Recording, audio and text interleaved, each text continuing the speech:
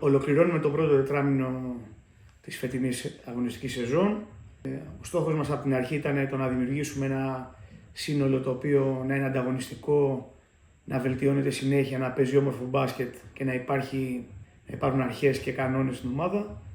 Η προσπάθεια είναι πολύ καλή των κοριτσιών, υπάρχει βελτίωση και είμαστε νομίζω σε πάρα πολύ καλό δρόμο. Η φιλοσοφία της ομάδας είναι να βελτιώνουν τα παιδιά να δουλεύουν, να ενισχυθεί το ελληνικό στοιχείο, να προβληθεί το ελληνικό στοιχείο στην ομάδα.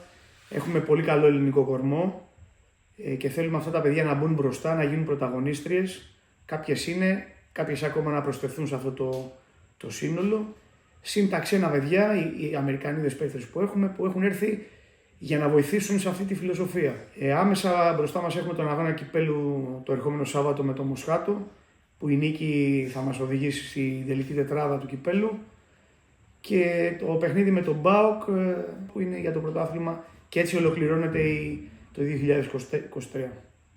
Παίρνοντας το 2024 θα είναι και η ολοκλήρωση της αγωνιστικής σεζόν. Στο τέλος της περίοδου αυτής θα κάνουμε το ταμείο μας.